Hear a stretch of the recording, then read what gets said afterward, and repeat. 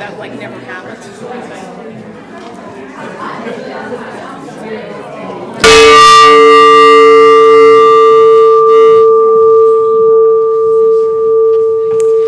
Oh, there's our well-trained Pavlovian group that knows that when you hear the bell to stop talking.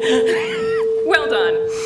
Good morning. My name is Lori Brooks. I use she, her pronouns, and I would like to welcome you to the Bucksmont Unitarian Universalist Fellowship's multi-platform worship, where moved by love, we share lifelong journeys of growth, wonder, and healing, nurturing wholeness in society and spirit, creating a community of justice and compassion.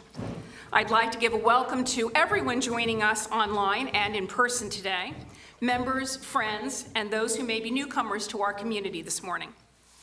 If you are new to Bucksmont and visiting us in person today, please stop by our visitor center in the front hallway near where you came in. There you can also make a name tag for yourself and find more information about Unitarian Universalism, Bucksmont, and upcoming events.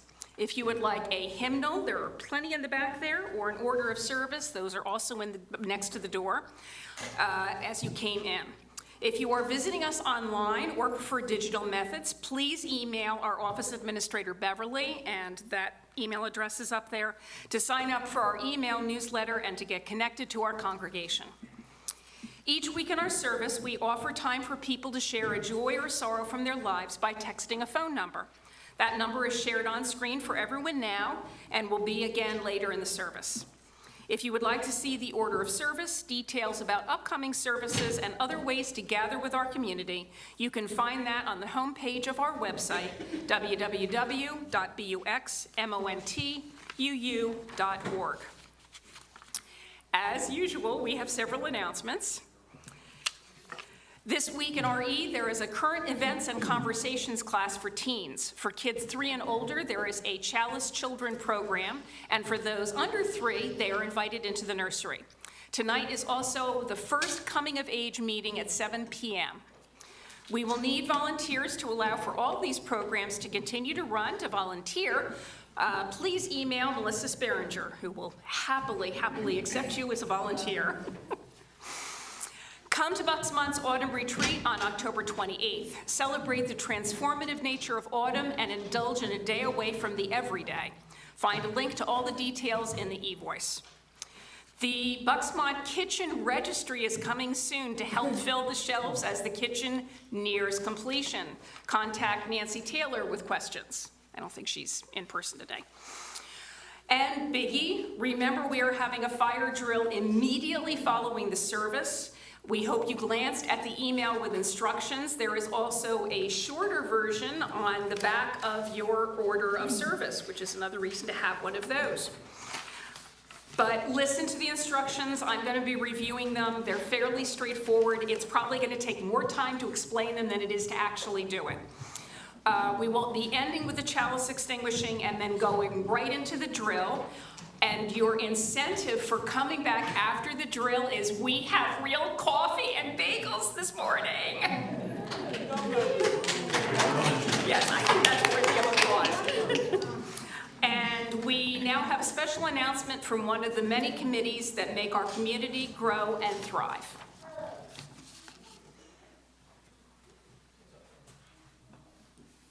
Hello, I'm Rosemary Monaco, Chair of the Communications Committee.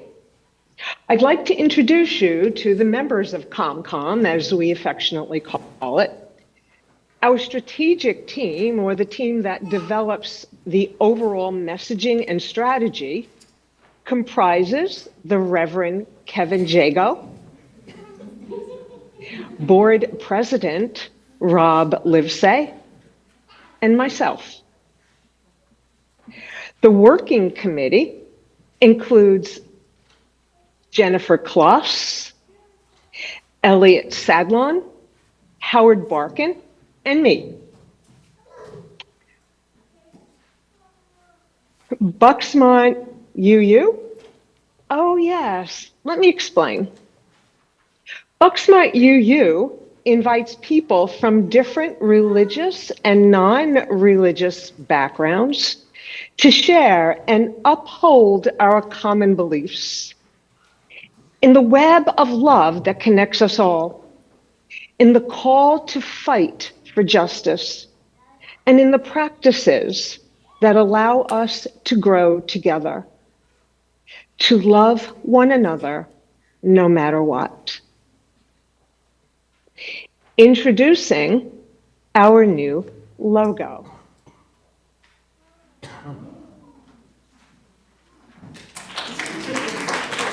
Our strategic team identified 2 geographic locations for us to start our target marketing in Bucks and Montgomery counties. Hi, I'm Elliot. I'm heading up our efforts in Montgomery County with a focus on Lansdale and North Wales. I've already collected information on an array of events and advertising opportunities to reach out to these communities, most likely commencing in May of 2024. Hi, I'm Jen, and I'm concentrating on Warrington and Warminster and looking at ways for us to connect with those 2 towns. I'm also working with Elliot to visit some events and assess their value as well. I'm Howard Barkin, and I'm handling most everything digital, with my primary focus on our website, our first face to most visitors. You may have already seen the changes that have been made, working with Kevin to make us more inviting, enticing, practical, and fun. Have you noticed how many places where you go grocery shopping have stopped giving out plastic bags? Well, we have a solution for that.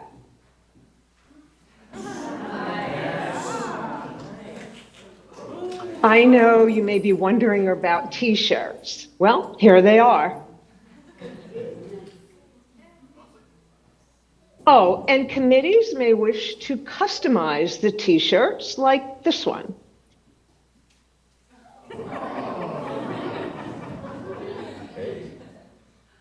At their expense, as long as everyone follows the logo guidelines. Well, that's all for now. There's more to come in the coming months. Love, no matter what.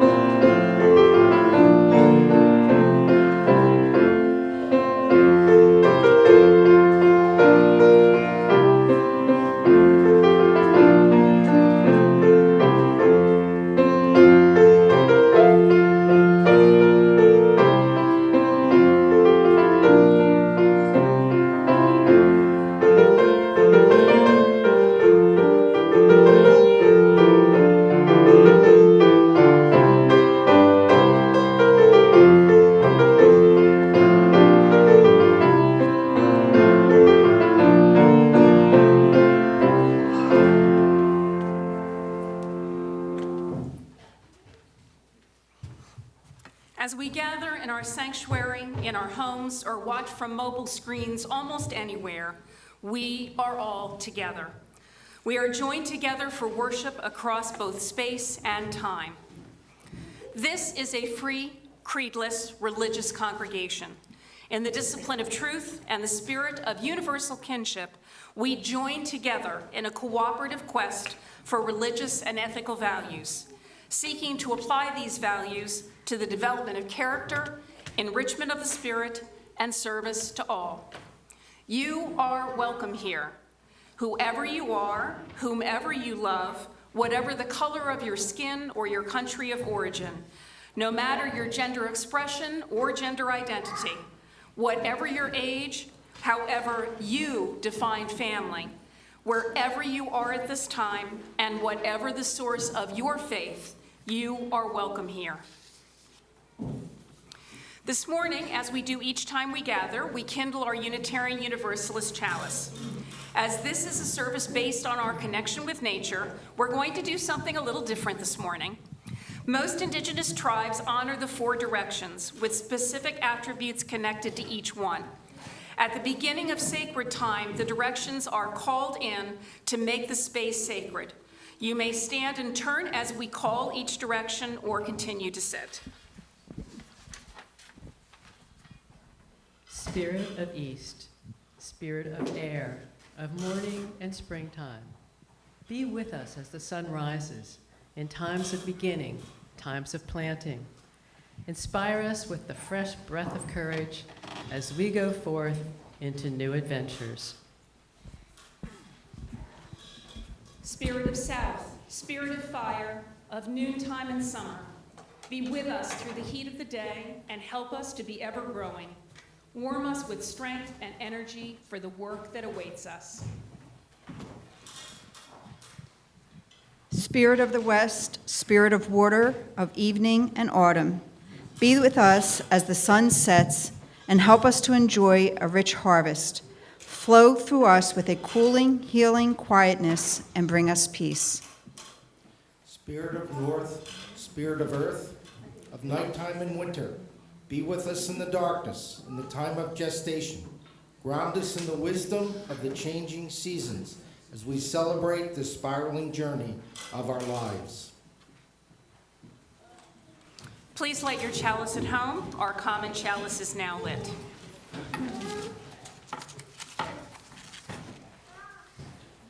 Good morning, and please rise in body or spirit and join us with hymn number 1000, Morning Has Come. What? Oh, I'm Diane Breen.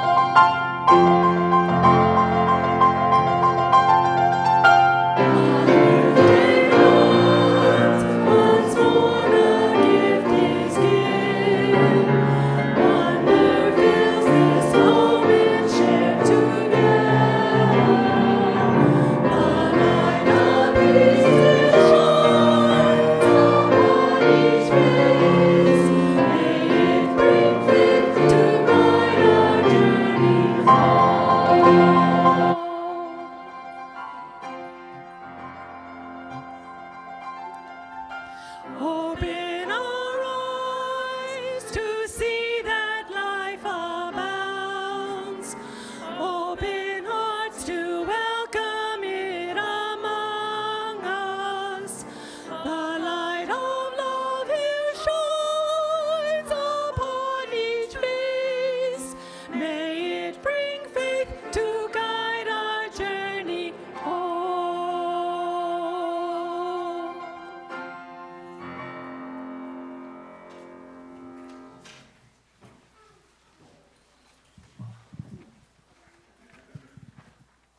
Time for all ages. Hold on. Is my mic on? Almost? Almost? There we go. All right, who would like to open the Wonder Box today? Oh, Leota, come on up.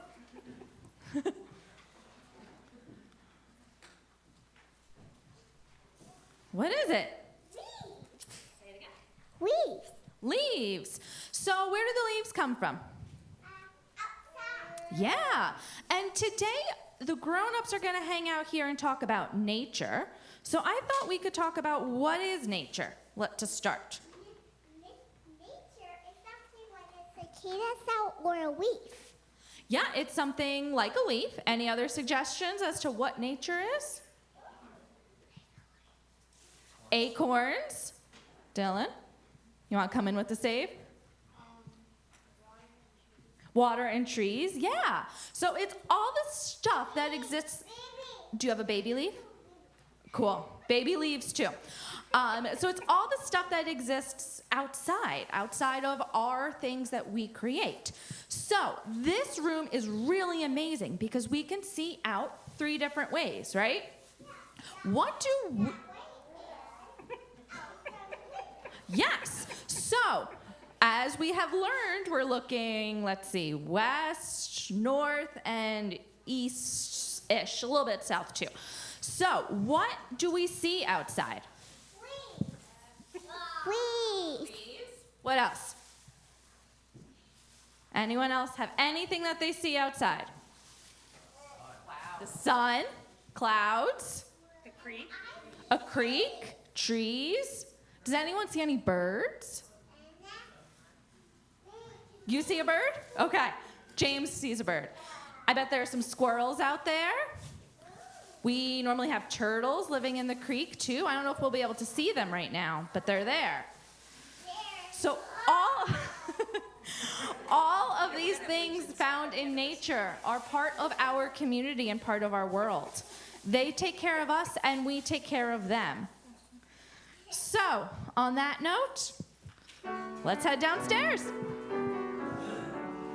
As you go on your way, may you be filled with gladness. Go enjoy, go enjoy. May fortune bless your day with peace and loving kindness. Go in love, go in love. As you go on your way, may you be filled with gladness. Go enjoy, go enjoy. Fortune bless your day with peace and loving kindness. Go in love, go in love. And I have to say, I thought we were going to end up with leaves on the inside, but Melissa cleaned up really fast. The offering in liberal religion is a vital part of our history of faith. As a covenanted community, people who freely choose to be here, our voluntary giving is symbolic of that freedom of choice. Each week at Bucksmont, we share our offering with a different cause or organization in the community. For the month of October, we are sharing with Apartment Partners. The apartment we sponsor will soon be welcoming a new family, including a welcome basket of items needed to get the new family started. Through the year, we will be providing holiday meals, gifts for all family members at Christmas, and various items throughout the year. Our donations have made a difference in the lives of many families through the years. I think we've been doing this for like 35 years. We ask that you participate in our morning offering in one of these ways. You can write out a check to Bucksmont and mail it into the fellowship. You may donate online now or at the end of our worship service, or you may place your donation into one of the baskets as they are passed. We will now receive the morning offering.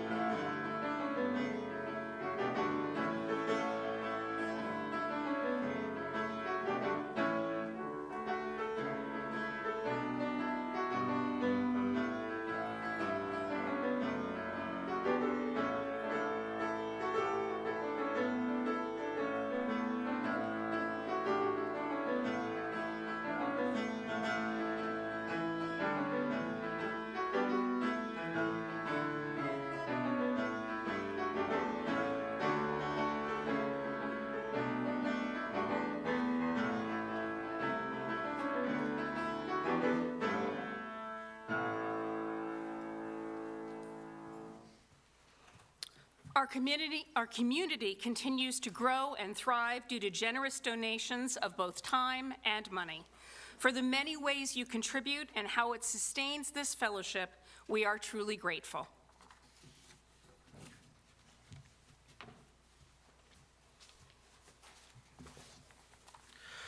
Today we are considering our interdependence with nature, or in the language of the book Braiding Sweetgrass, which is the basis for this service, the interdependence of all people.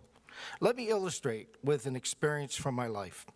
When I was a college student, I came across the profound and insightful thinking of a Western philosopher named Martin Buber. Buber said that we can approach life in one or two ways of being in relationship. He called them I-it versus I-thou. Whichever orientation we adopt has huge implications in all our relationships. An I-it orientation means that we unconsciously view others as objects who either help us realize what we want or hinder us from getting what we want. I-it is a rather common and yet a self-serving way of viewing others. Another's value has to do with what he or she contributes or does not contribute to me. We see this concern expressed in many, many pop songs, and I quote one, "Is this a lasting treasure or just a moment's pleasure? Can I breathe the magic of your sighs? Will you still love me tomorrow?" The second way of being Buber called I-thou, in which we see others as real, not objects, as human beings with their own needs, wants, feelings, and opinions as valid as our own. We see them through a filter of respect. The motives of others are basically good and similar to our own. We want the same things out of life. We recognize that what unites us is greater than what divides us. Other people are our allies rather than our adversaries. Buber's thought has had a lasting impact on modern thinking. He influenced Martin Luther King. In his sermon, A Testament of Hope, King describes the cultural and legal climate of segregation as an I-it relationship that reduces human beings to things. He was striving to transform relations between white and African Americans to an I-thou relationship. Buber developed this relationship building in all things, even to our relationship with God. You'll notice that Buber connects the words I-it and I-thou with a hyphen. By doing this, he's making each of these a single word in which yourself cannot be pried apart from how you see another. Buber is saying that personal identity and quality of relationships are the same thing. I am the way I see another. So, many years later, I read Braiding Sweetgrass, and I find that indigenous culture has been teaching and living this concept for millennia. And this culture shows me what an I-thou relationship with nature should look like. In Braiding Sweetgrass, Robin Wall Kimmerer portrays the natural world, which includes human beings, as a living network of reciprocity, of constant giving and receiving. I would like now to share a few quotes that illustrate our interdependence with nature and the importance of reciprocity. If the best way of interacting with the natural world is through that lens of reciprocity, as Braiding Sweetgrass asserts, then this is best exhibited through the way that Kimmerer thinks about gifts, gratitude for those gifts, and the responsibilities and relationships that accompany the giving and receiving of gifts. Kimmerer explains how the earth gives people with food, shelter, and beauty, and each individual being offers its own gifts as part of this. I would now like to share a few quotes from the book. I quote, "In some native languages, the term for plants translate to those who take care of us," unquote. I quote, "Action on behalf of life transforms. Because the relationship between self and the world is reciprocal, it is not a question of first getting enlightened or saved and then acting. As we work to heal the earth heals us," unquote. I quote, "Children, language, lands, almost everything was stripped away. stolen when you weren't looking because you were trying to stay alive. In the face of such loss, one thing our people could not surrender was the meaning of the land. In the settler mind, land was property, real estate, capital, or natural resources.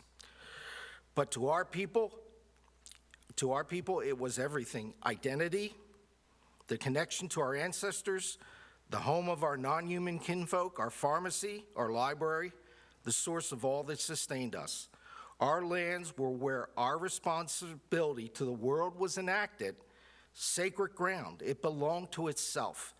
It was a gift, not a commodity, so it could never be bought or sold, unquote.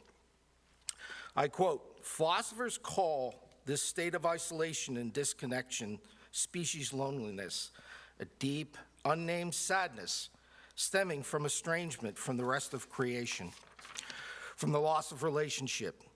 As our human dominance of the world has grown, we have become more isolated, more lonely when we can no longer call out to our neighbors, unquote.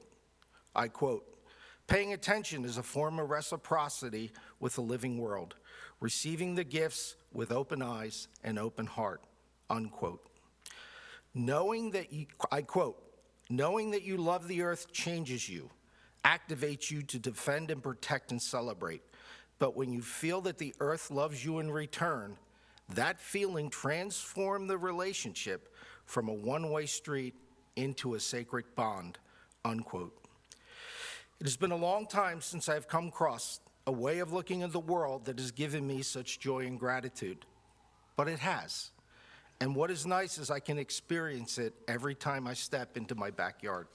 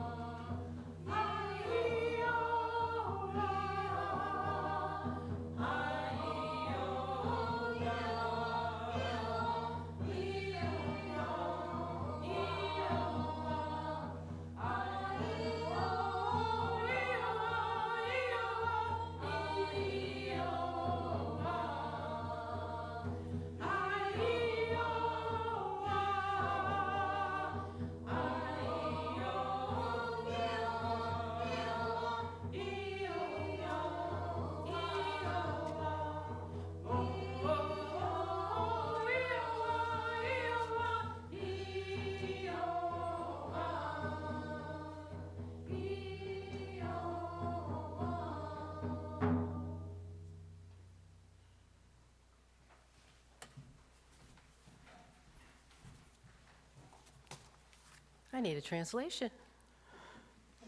Good morning. I'm Karen Reaver, and I'm a member here at Bucksmont, here to assert that we are nature. I suspect that no one here would argue that we are interdependent with nature. In short, we are nature. Let's put this in the context of our UU values. Remember this? I think you've seen it a few times. It's the graphic for our values as proposed that the UUA has proposed for our new draft Article 2. And we're asked to consider our U values stemming from love as the core. And then one of those little leaves is called interdependence. It's at the top, doesn't matter where it is. And it starts with, the definition of it starts with the seventh principle that we know and love, which is we honor the interdependent web of all existence of which we are a part. But then it goes on to define the relationship that we have, or strive to have, with nature by adding, with humility and reverence, we covenant to protect Earth and all beings from exploitation, creating and nurturing sustainable relationships of repair, mutuality, and justice. Now, a covenant is a big deal in UU terms, so just what are we committing to here? How are we interdependent with nature? Well, breathing is a good place to start with the magic of photosynthesis. What is photosynthesis? I know you know what this is, but simply put, plants take in carbon dioxide and using light and water and magic, they make sugar and exhale oxygen. We animals inhale the oxygen and exhale carbon dioxide. Plants then use that carbon dioxide to repeat the cycle. Now really, when you think about that, isn't that not an amazing cycle? Kind of blew my mind. And then there's eating. The sugar that's produced by the plant in its many forms is the basis for animal food. Oxygen and food. And then there's shelter, beauty, companionship, and I'm sure you can think of many other ways that we're interdependent with nature. Clearly, our interdependence with nature is fundamental. Plants take care of our most basic needs. Thank you, Chrysanthemum. And how can we not love plants for this good mothering? I wonder, do they love us back? I guess they do. I guess that's what this mothering is all about. So we are nature. And yet, every day we make the choice between eating others, plants and animals, that is, to live, and supporting the lives of these others that take care of us. So when we fully consider this choice, it creates an inescapable tension, part of being human. How do we resolve this tension? How can we do justice to the plant and animal lives that we take? How do we give back? Here are 5 possible ways. I'm German, I like numbers and lists and stuff. So number 1, appreciate the source of whatever resources we use. Buxmont's recent class on ethical eating took a deep dive into understanding the source and impact of our food choices. Number 2, call them by name, Ms. Chrysanthemum. Indigenous cultures see life in spirit in all beings, referring to each by a name, such as tree people, Maple Nation, and human people. Western cultures reserve these attributes for humans and maybe our pets, to help us honor all beings as equals. What if we stopped calling a plant or an animal it and used a name? It forces us to pay attention to this being, and in the words of Robert Wall Kimmerer, attention leads to intention, which leads to action. Number 3, take only what you need. How many of you heard that as a kid? How many of you have told your kids that? I'm Pennsylvania Dutch, and you get shunned if you are greedy. You're expected to clean your plate and wear your clothes until they're worn out. Number 4, what's the future impact of your choice? You probably heard the adage from indigenous cultures to consider the impact on the 7th generation. That's like 140 years in the future. Whew. What a contrast to the immediate gratification to which we have grown accustomed. And number 5, the list goes on, but I'll stop here. Number 5 is use our gifts to protect and repair all beings. It could be as simple as planting a garden or writing to your legislator to support clean energy choices. Now, if you're a glass half empty person like me, you're probably thinking about the obstacles to improving our relationship with nature. I see two big ones. There are more, but I see two big ones: grief and anthropocentrism. So Joanna Macy has done a lot to address the grief that we feel for the destruction of our natural world. She says suppression of our natural response to disasters allows us to passively acquiesce in the preparations of our demise. Feeling our grief leads to healing rather than getting paralyzed with despair. And one of the things that grieves me is recognizing our world today in the definition of anthropocentrism. Sorry, but I'm going to share it with you. As defined in Britannica, anthropocentrism is the philosophical viewpoint arguing that human beings are the central or most significant entities in the world. Anthropocentrism regards humans as separate from and superior to nature and holds that human life has intrinsic value, while other entities, including animals, plants, mineral resources, and so on, are resources that may be justifiably exploited for the benefit of humankind. This is a basic belief embedded in many Western religions and philosophies. End quote. So, how do we heal from this grief? In the words of Greta Thunberg, who's now 20, once we start to act, hope is everywhere. So instead of looking for hope, look for action. Examples of work to repair nature help us move past grief into action. And there are many examples. I'm sure you can think of a lot. I'll mention just a few of the newer ones for me. Pope Francis, how about that, Pope Francis? His recent encyclical blasts big industry, world leaders, and the irresponsible Western lifestyle for accelerating the climate crisis. And that is just part of his 7-year action plan described as the church's part in a new ecological approach that can transform our way of dwelling in the world. Thank you, Pope Francis. Now, in the US, I find it heartening to know that 2 Native Americans are leaders in federal offices that have major impact on repairing of the land. Deb Haaland is the Secretary of the Interior, a member of the President's Cabinet, and a member of the Pueblo of Laguna in New Mexico. Charles Sams III is the Director of the National Park Service and a member of the Confederated Tribes of the Umatilla Indian Reservation in Oregon. Great step. Small actions can make a difference too.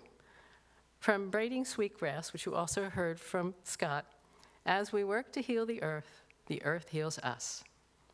I experienced this in my little native garden that I just planted last fall. And we have a slide for that. From 2 scrappy swamp milkweed plants, we watched these monarch caterpillars change to a chrysalis that hatched as monarch butterflies right in my backyard. I nearly cried. It was so cool. Joanna Macy has a visionary response to the obstacle of anthropocentrism. She calls now, quote, the great turning, the essential adventure of our time, the shift from the industrial growth society to a life-sustaining civilization, end quote. Well, God bless her. I hope she's right, but true or false, I think we're at a crossroads. Now, we each carry a spark to help heal human people's relationship with the earth. And Unitarian Universalism has a role to play. Lifting up our UU values of interdependence is a start, perhaps through storytelling. Many cultures have an origin story. What might be the UU origin story? Okay, so this is a slide of the history of the Earth, all 4.5 billion years, reduced into 24 hours. Now, we're the new kids on the block. When you look at it like this, we got here just a minute ago. We just walked in the door. Our ancestors are all those beings who have come before, animal, plant, mineral, water, gas. They're all our ancestors. What can we learn from them? Geologists might have a few things to say about that. Our UU origin story would highlight reciprocity, where we use our unique gifts to promote healthy relationships with all beings. And it would talk about love as the life force that fuels growth and repair. I think an origin story should have a vision for the future. If our vision, our meaning UU's vision for Earth's future is healthy interdependence among all beings, then living our UU values is a guide to this vision. We are nature.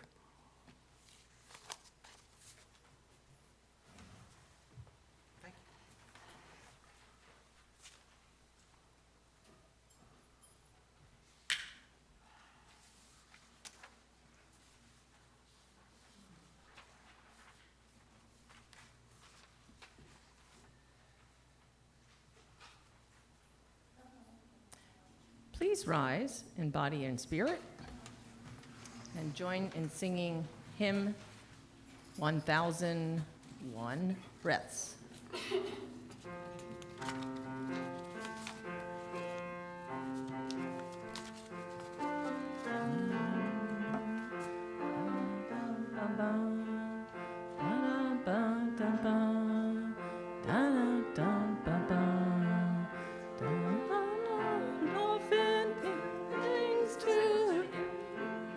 Listen more often to things than to beings.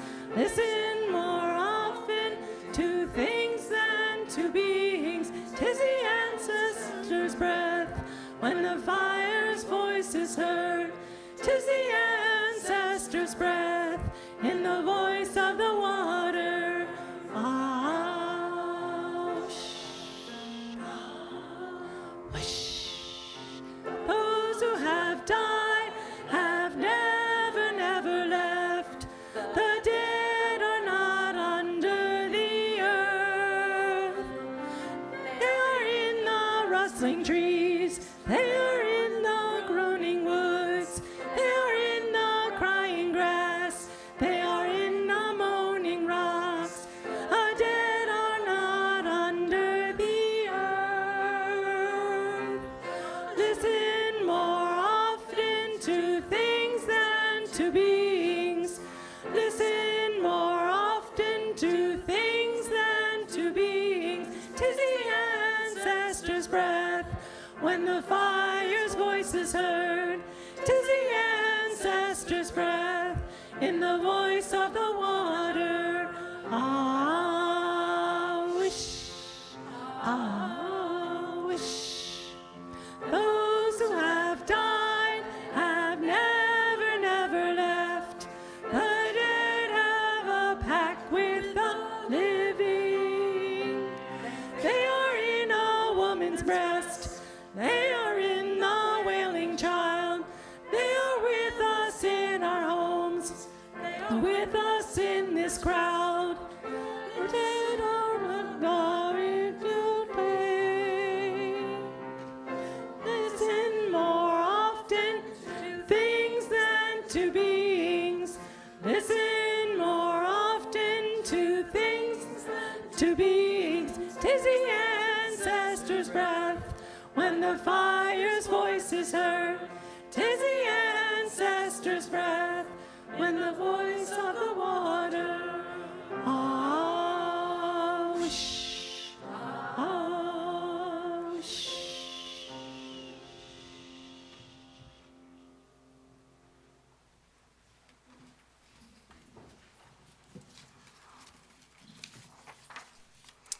As part of our caring outreach to one another, we set aside a few moments to note both sorrows and joys in our lives.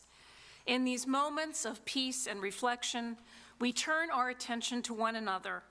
We hold each and all in our compassionate thoughts and the prayers of our hearts. This morning, we are lighting candles to mark the important moments in our lives. Each candle adds to the collective light of this community, a place that also holds the memories of those who have gone before and anticipates those who have yet to arrive. To share your joy or sorrow that you would like held by our caring community, text the number that is now on the screen. Please include your first and last name along with your sharing. It is the same number no matter how you join us today, and you can add it to your contacts for future weeks. I will read them aloud, and Karen will light a candle on your behalf. What is shared today will go out in our weekly caring notes for those that cannot be with us this morning. And now we will light a final candle for all the joys and sorrows that remain unspoken and deep within our hearts. With words spoken and candles lit, we honor our joys and our sorrows, those shared this morning and the many more that exist beyond words. Through our time together, our relationships are deepened and our community made whole.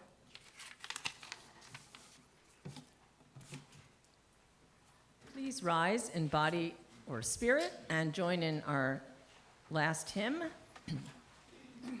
For the Earth Forever Turning, hymn 163.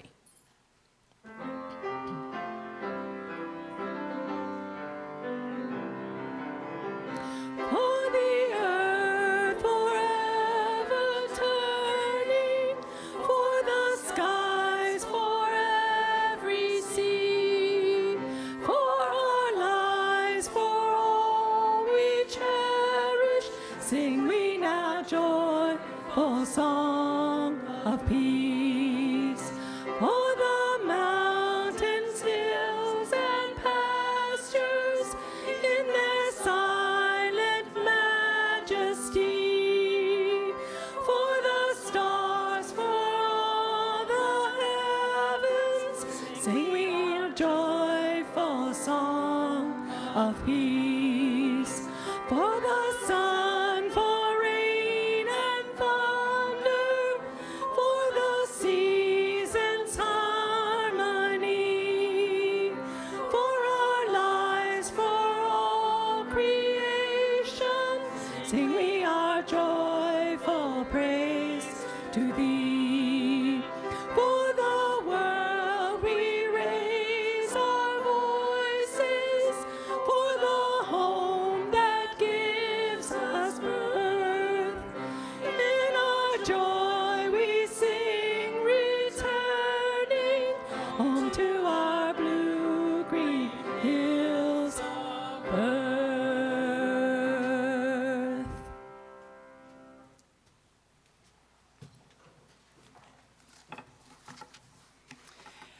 And now for the directions that we called in at the beginning of our service.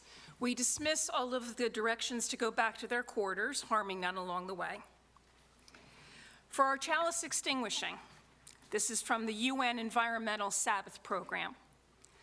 We join with the earth and with each other to bring new life to the land, to restore the waters, to refresh the air. We join with the earth and with each other to renew the forests, to care for the plants, to protect creatures. We join with the earth and with each other to celebrate the seas, to rejoice the sunlight, to sing the song of the stars. We join with the earth and with each other to recall our destiny, to renew our spirits, to reinvigorate our bodies. We join with earth and with each other to create the human community, to promote justice and peace, to remember our children. We join together as many and diverse expressions of one living mystery for healing of the earth and the renewal of all life.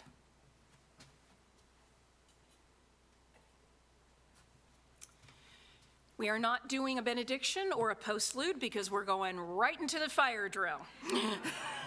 So honestly, how many people read the directions that were sent out? Oh, I am so proud